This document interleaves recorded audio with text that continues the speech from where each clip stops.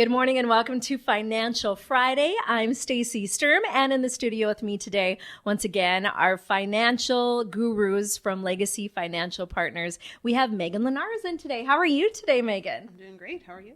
Good. Good. As your dad would say, another day in paradise. Every day. Every day. It's a good day. Yep. So today we're kind of playing what ifs. Yes. And I like this. I love to see, I'm that person where 10 minutes could have changed your life. So let's talk about that sliding door, right? Right? Yeah. Mm-hmm. So let's talk about some hypothetical situations today. Okay. I was kind of thinking that we would feature some leading ladies, if you will. So Okay. I'm thinking we will just kind of go through what someone might be thinking at this certain point in their life. And so today I'm thinking about, let's just call her Sarah. She's in her mid-30s, maybe has 1 to 3 kids and married. Maybe she's working, maybe her spouse is working. And just trying to walk through what finances might look like for you at that point in your life. And so open to questions on that or, talking through some concerns you might have. So, do you have kids? Is a question. Do you have kids, Stacey? I do. I have 2 of them. Okay. I will soon be an empty nester. Soon, someday. Within months. Right, and I'm dreaming of that day because I have a 2-year-old. Yeah. So Oh, you're a long way. I know. And so it's one of those things where it's like, okay, I feel like this is the messy middle of right, like we're supposed to know what we're doing with our lives, and we're supposed to be now guiding our kids through this early part of their lives, and we're just trying to figure it out still. Like we're still at this point of, am I doing the right things? And am I eating popcorn for lunch and breakfast? Right, or granola bars for dinner and that type of thing. And it's funny you say that because I just literally had, so my son graduates in a little bit, and he's trying to figure out what exactly he wants to major in, what he wants to do. And I said, if it makes you feel better, I still don't know.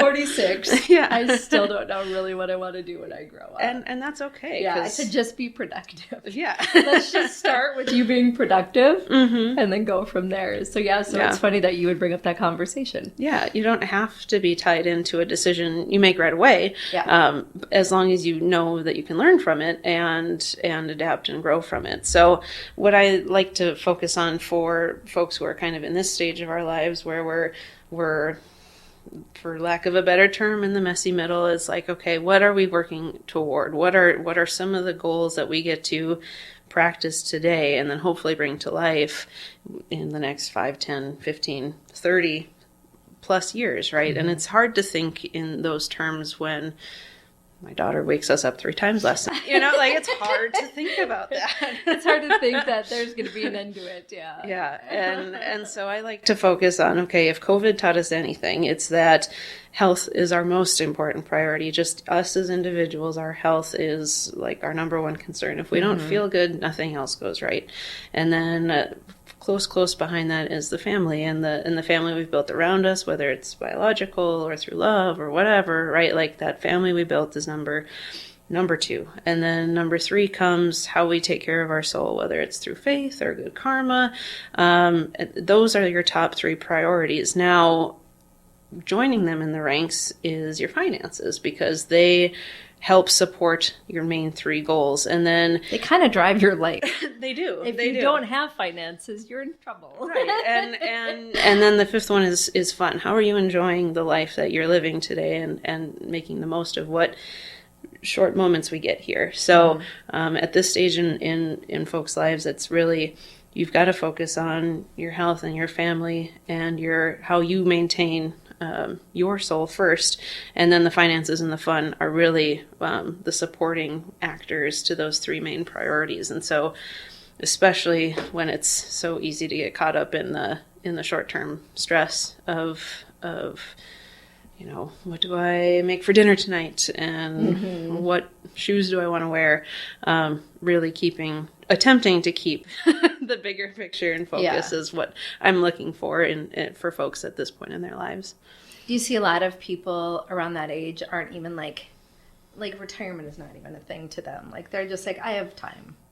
I need to focus on these things first. I have some time. I've been impressed. There have been a lot of my peers, for lack of a better term, a lot of my peers that are doing really well in this area. They've taken lessons to heart and have started taking the right steps. And then, yes, there's a lot of this attitude of, I'm still so young, or I still need this 5 or 10 or 15% from my paycheck to pay for my life. Yeah. And that is the case in a lot of scenarios, but really it's prioritizing yourself when you recognize that the time you have today is your biggest asset. So let's really maximize that to help you stay on top of your health and your family and your soul. Yeah. So in what steps should they be taking right now at that point in their lives? If you're in your 30s, where should you be at? What should you be doing? Well, the best thing is to make it as easy as possible. Keep it super simple. Like I really dislike when stuff gets messy and complicated, which life is. So that's hard to fight. But keeping it simple and keeping it manageable. So setting up payments to happen automatically. So pay yourself first, which is, putting money into a retirement account through work. Usually your employer will give you a little bit of money when you start as well. Every employer is different, but paying yourself first, and then prioritizing how workplace benefits can help you maintain your health or take care of your family, and making sure that once you've paid yourself, once you've taken care of your folks and the people in your life, that you can use just a little bit for fun. Because if it's all work and all stress, what is it really for? So making sure you do take a moment still to whatever it is. For me, it's coffee. I really enjoy a nice coffee once a week, maybe. Oh yeah, that hot bean water hits your soul, and you're like, yes. Yeah, the leaf water is good too, but I prefer the bean water. Yeah. But now I read a study that says a lot of people in their 30s now, record numbers of people in their 30s now, are starting up their own businesses. Yeah, isn't that awesome? Totally, it's amazing because I did it. But it messes with your finances because then you no longer have an employer that's like, here, I'm going to contribute to your account. All of a sudden, you're super broke. You're not making money yet, and you don't have anything going to retirement. Yeah, you're doing both sides of it, really. Yeah. And that's one thing I've learned with especially I'm a certified financial planner, and so we go through this whole tax study of this is what it looks like for a normal wage employee, and this is what it looks like for a self-employed person. And man, it's all tough. over the board. I'll be honest about my finances. Some months I will make $5,000 or $6,000, and I'm like, yay, my house payment. I got $3,000 left. Life is good. And some months I'll be like, alms for the poor. Even financial professionals feel that way. Yes. Yeah, because it depending on if it's you create your paycheck, right? So if you take a couple weeks off, you see that the next month or the next 3 months or whatever. And same with somebody who earns a wage from a large employer. You get your hourly salary, but for a lot of those folks, if they know the money's coming in, they spend it before they see it. Yeah, right? That's true.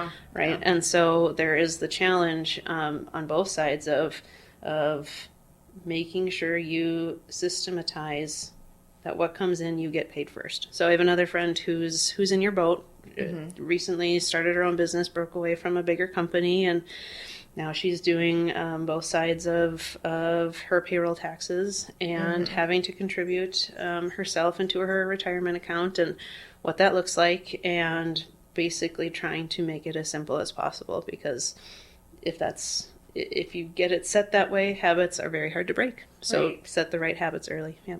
So if people want to find out more information to get on track, maybe they're in that age group and are like, yeah, I really need to start kicking it in. How can they get a hold of you, Megan? Best way, my email is first name dot last name, megan.lenars@ampf applemarypaulfrank.com. I'm also on LinkedIn, and my website is ameripriseadvisors.com/megan.lenars. Well, thanks for being on with us today, Megan. Yeah, no problem. Thank you so much. Yep. And you're listening to Financial Friday on urlradio.net.